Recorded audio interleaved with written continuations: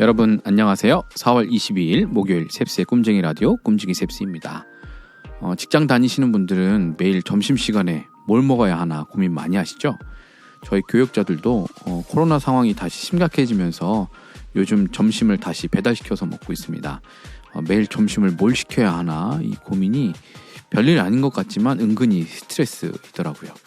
그래서 이번 주부터 점심 메뉴 선정과 주문을 좀 이렇게 각자 돌아가면서 하기로 했는데 그 전까지 제가 거의 대부분 했거든요.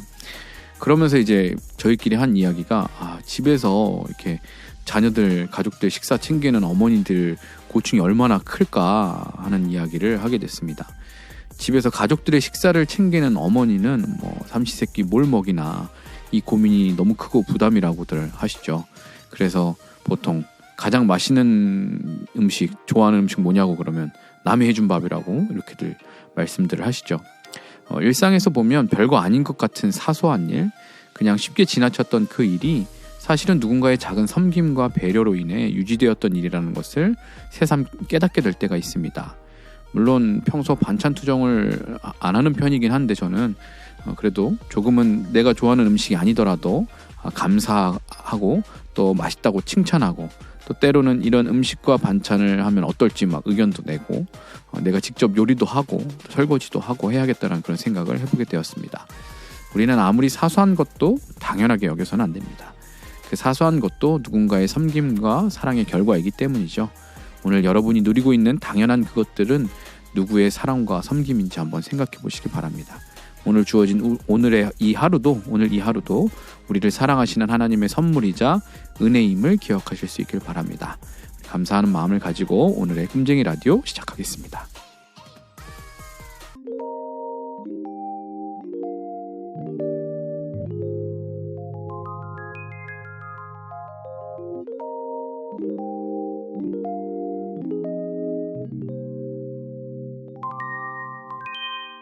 셉스의 꿈쟁이 라디오.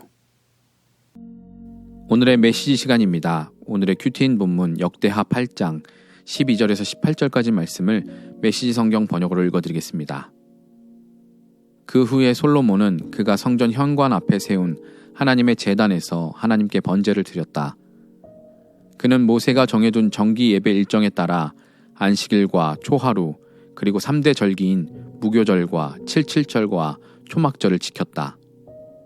또 아버지 다윗이 정한 규례대로 제사장들을 세워 예배 직무를 수행하게 했다. 그리고 레위인들을 임명하여 하나님의 찬양대를 이끌고 매일 예배를 드릴 때 제사장들을 돕게 했다. 그는 또 문지기들을 임명하여 각 문을 지키게 했다. 이것은 하나님의 사람 다윗이 명령한 일이었다. 제사장과 레위인과 재정관리자들은 왕이 내린 지시에 따라 국구를 비롯해 세세한 부분까지 그대로 고치지 않고 지켰다. 하나님의 성전 착공에서 준공까지 솔로몬이 마음먹었던 모든 일이 마침내 완성되었다. 그 후 솔로몬은 에돔 땅 해변에 에시온게벨과 엘랏으로 갔다. 히람이 그에게 배 여러 척과 숙련된 뱃사람들을 보냈다.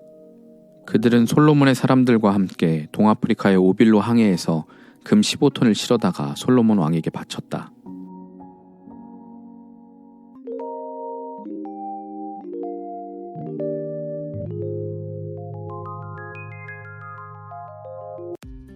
이번 순서는 무엇이든 월드컵 시간입니다. 무엇이든 월드컵은 한마디로 이상형 월드컵 같은 코너인데 두 가지 중 하나를 고르는 식으로 16강 토너먼트를 해서 최종 우승을 뽑는 방식입니다. 여러분도 함께 들으면서 선택해보시고 나만의 우승을 결정해보시면 재미있을 그런 코너입니다.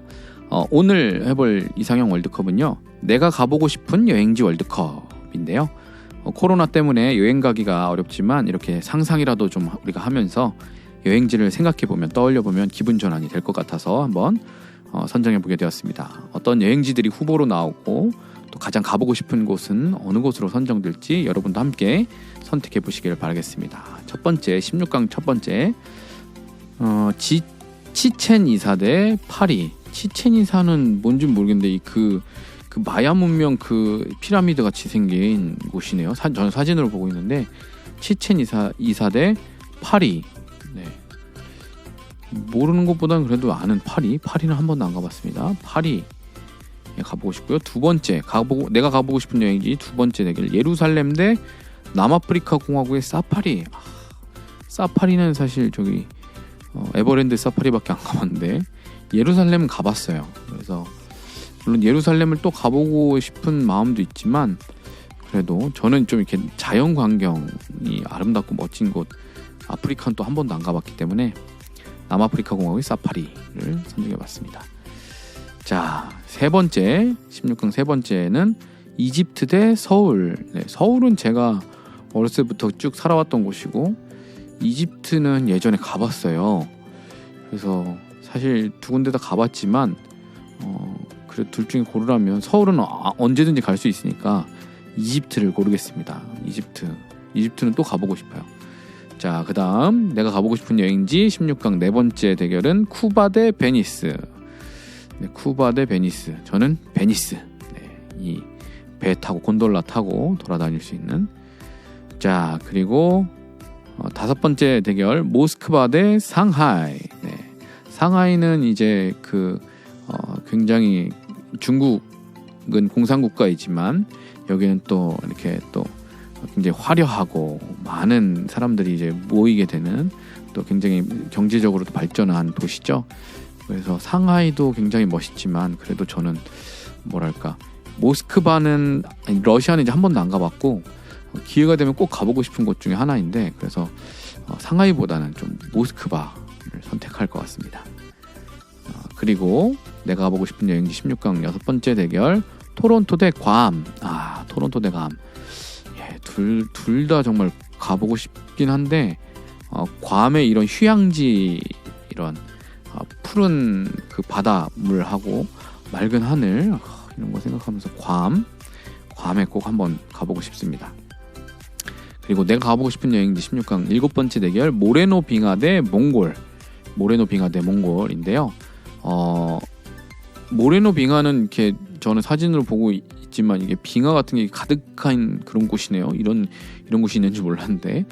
그리고 몽골은 이제 저는 예전에 가본 적이 있어요. 근데 몽골 같은 경우에는 그 끝없이 펼쳐진 초원과 푸른 하늘과 이런 아주 멋지고 아름다운 자연 광경이 있어요. 그래서 몽골 가기 전에도 막 되게 설레했었고 가서도 너무 좋아했었는데 몽골은 정말 또 꼭 가보고 싶은 곳 중에 하나예요. 그래서 비록 모레노 빙하는 가보지 않았지만 몽골을 가보고 싶은 여행지로 선택하겠습니다. 자, 그리고 마지막 16강 대진 노르웨이 대 마추픽추. 노르웨이 사진은 굉장히 그 높은 그 뭐라고 하죠? 이 바위 튀어나온 바위에서 이제 그 절경 사진인데 이것도 아름다운데 마추픽추는 이제 세계 문화유산 같은 이런 굉장히 유명한 유적지잖아요. 또 이런 데도 또 가보는 또 매력이 있죠. 그래서 저는 마추픽추를 한번 가보고 싶습니다. 이렇게 높은 곳에 도시가 있다니. 자, 이번에 8강 대결로 갑니다. 이집트 대 파리. 네, 이집트는 한번 가봤으니까 파리를 선택하겠습니다. 낭만의 도시 파리. 자, 남아프리카 공화국 사파리 대 마추픽추. 네, 여러분이라면 어떤 선택을 하시겠어요? 이런 아프리카 이제 동물의 왕국 이런 프로그램에서만 보던 그 사파리 동물들이 있는 그곳을 갈지 마추픽추를 갈지. 뭔가 차를 타고 관광 유적지를 구경하느냐 아니면 자연 광경을 즐기느냐 좀 더 이색적인 저는 사파리를 선택해 보겠습니다. 네, 8강 세 번째 대결 베니스 대 몽골. 네, 역시나 몽골은 정말로 다시 한번 꼭 가고 싶은 곳이긴 한데 그래도 한번 가봤으니까 베니스는 한 번도 안 가봐서 베니스를 한번 선택해 보겠습니다. 코로나가 끝나고 간다고 치면 모스크바 대 괌. 아무래도 이 모스크바하고 괌은 날씨가 극과 극인데 추운 곳과 따뜻한 곳인데 제가 더운 걸 싫어하기는 하지만 그래도 약간 휴양 느낌으로 휴양지 마음 편히 그냥 놀고 즐기고 뭐 구경 뭐 이런 것도 하는 것도 있지만 그래도 편안하게 쉴 수 있는 괌 이런 여유로운 느낌. 네, 그래서 괌을 선택하겠습니다. 내가 가보고 싶은 여행지 4강 대결. 베니스 대 괌. 둘 다 그 각자만의 그 낭만과 분위기가 있는데요. 저는 괌을 선택하겠습니다. 괌. 자, 4강 두 번째 남아프리카 공화국 사파리 대 파리. 네. 둘 중에서 파리를 선택할 건데 왜 파리를 선택하냐면 사실 사파리라는 이색적인 어떤 경험을 하고 싶은 마음이 있지만 프랑스가 또 음식이 아주 맛있는 나라잖아요. 그래서 또 파리에 가면 맛있는 음식들을 또 먹어볼 수 있지 않을까 싶어서 파리를 선택하겠습니다. 내가 가보고 싶은 여행지 결승전입니다. 괌 대 파리가 저는 이제 최종 두 개로 이제 나왔는데 괌과 파리 중에서 어딜 갈 것이냐? 저는 괌을 선택하겠습니다. 네. 아마 여행을 간다면 저 혼자 간다라는 전제보다는 가족이 같이 간다라는 전제를 갖고 가야 될 텐데 가족들이 같이 가서 뭔가 즐겁게 놀고 즐기기에는 괌이 더 좋은 것 같아요. 그래서 저는 괌을 선택하도록 하겠습니다. 네. 한번 다른 분들은 뭘 많이 뽑았는지 랭킹을 한번 볼까요? 제가 뽑은 것 중에서는 안 나왔는데 제가 최종 우승으로 뽑은 괌은 3위로 나와 있네요. 가장 많이 뽑힌 가보고 싶은 여행지 1위로 뽑힌 곳이 그린란드의 오로라래요. 네, 오로라 그냥 방송이나 그냥 책에서만 봤지 실제로 가면 어떨지 어떻게 얼마나 아름다울지 궁금하긴 하네요. 그래서 굉장히 많은 압도적인 지지로 이 그린란드 오로라가 1위고요. 그 다음에 우윤이라는 곳이 이제 하늘하고 이제 땅하고 이제 비춰가지고 똑같이 이렇게 보이는 그런 곳인가 봐요. 사진상으로는 그렇게 보이네요. 그리고 3위가 괌이었고 4위가 뉴욕, 5위가 스위스, 6위가 파리. 이렇게 되네요. 네, 이렇게 내가 가보고 싶은 여행지 월드컵을 해보았습니다. 제가 뽑은 가장 가보고 싶은 여행지 최종 우승은 바로 괌이 선정되었습니다. 여러분께서 가장 가보고 싶은 여행지는 어디이신가요? 댓글로 한번 남겨주시기 바랍니다.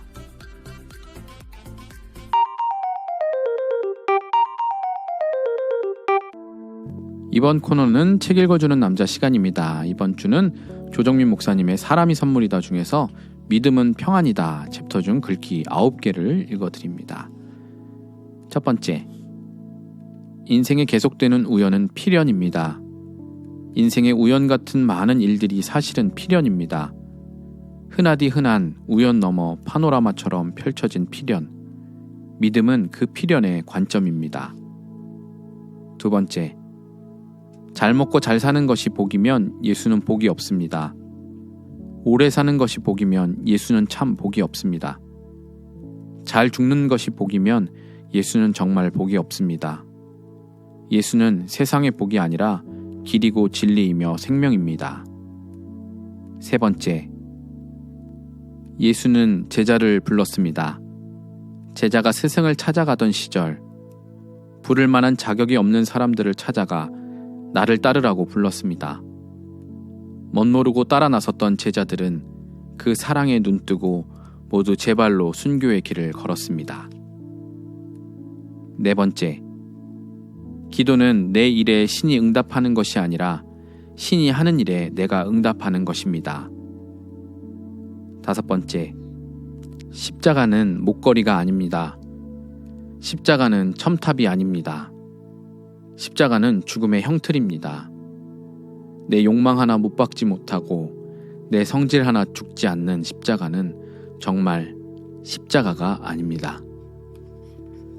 여섯 번째, 내가 하는 일에 신의 도움이 필요한 일이 너무 많아 종교가 이렇게 많아졌고 신이 하는 일에 나를 던지는 일이 너무 힘들어서 신앙은 이토록 귀해졌습니다. 일곱 번째, 종교는 착하게 살아 마일리지 쌓는 일이고 신앙은 그 마일리지로는 어림없다는 깨달음입니다. 종교는 내 노력으로 천국 갈 수 있다는 생각이고 신앙은 이미 와 있는 천국에 들어가겠다는 결정입니다. 여덟 번째, 종교의 바다를 항해 중입니다. 이곳은 불신의 늪만큼 위태로운 곳입니다. 종교 전문가들의 속마음은 사실 돈과 권력입니다. 그러나 그 때문에 믿음을 포기하지 마세요. 종교의 바다와 불신의 늪 샛길, 좁은 길이 생명길입니다. 참 신앙은 생명입니다. 마지막 9번째, 나 덕 좀 보겠다고 만든 신은 우상입니다. 내 일에 걸핏하면 끌어들이는 신은 우상입니다. 내 성공에 반드시 있어야 할 신은 정말로 우상입니다. 네, 이렇게 9가지 글귀를 읽어드렸는데요. 여러분은 어떤 글귀에 가장 공감하시나요? 댓글로 남겨주세요.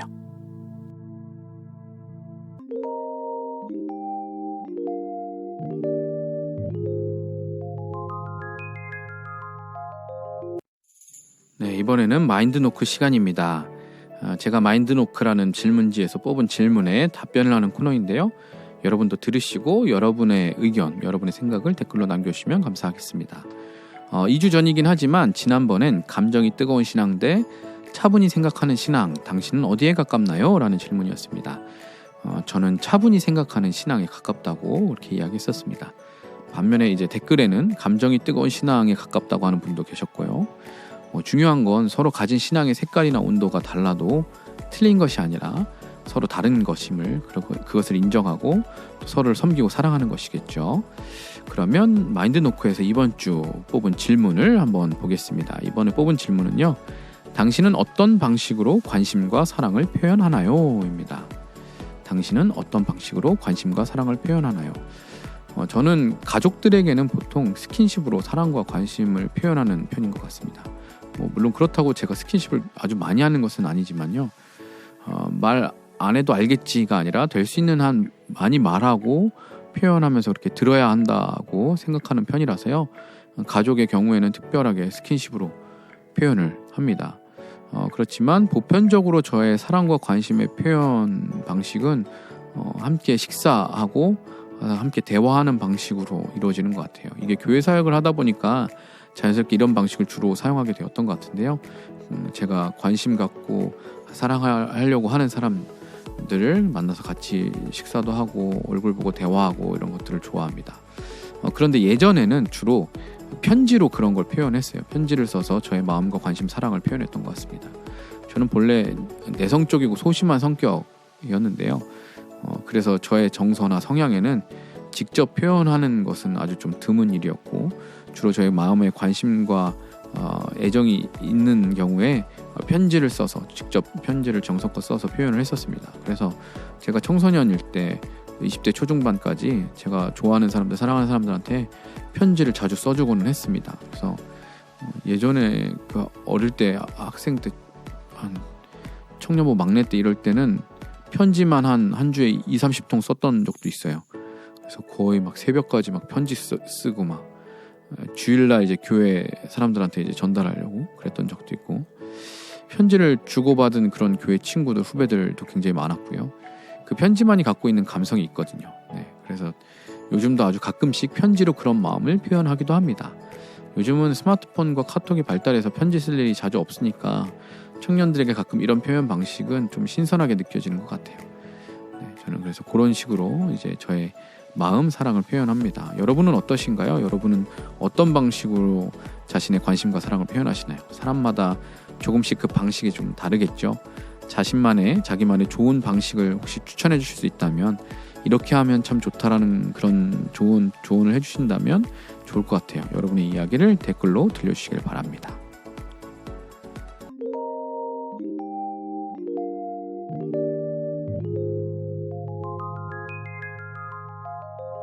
셉스의 꿈쟁이 라디오.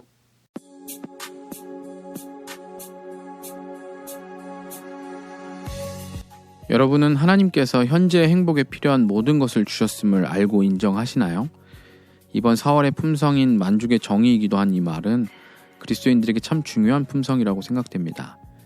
그리스도인들은 예수 그리스도 재림의 그날 가게 될 저 천국을 소망하며 살아야 하는 것이 맞지만, 동시에 지금 내가 살고 있는 이 땅에서의 삶 또한 그 천국을 미리 맛보는 것과 같은, 그 천국을 사는 것과 같은 삶을 살아가는 사람들입니다.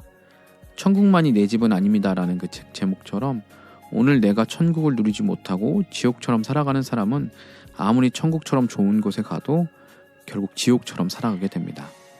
그러나 현실은 비참하고 절망적이어도 예수로 인해 그 땅 그 자리에서 그 삶에서 천국을 누리며 살아가는 사람은 사망의 음침한 골짜기를 지날지라도 그곳이 바로 천국이 됩니다. 주 예수와 동행하니 그 어디나 하늘나라라는 말은 결코 어떤 환상, 어떤 이상을 가리키는 말이 아니라 오늘을 살아가는 그리스도인의 현실을 정확하게 표현하는 말입니다. 현재 행복에 필요한 모든 것을 주님이 주셨음을 인정하십니까?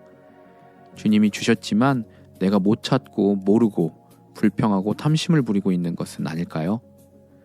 받은 복을 세어보아라, 크신 복을 내가 알리라.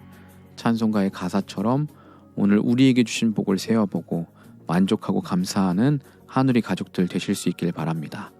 지금까지 셉스의 꿈쟁이 라디오, 저는 꿈지기 셉스였습니다. 오늘도 사랑하고 축복합니다.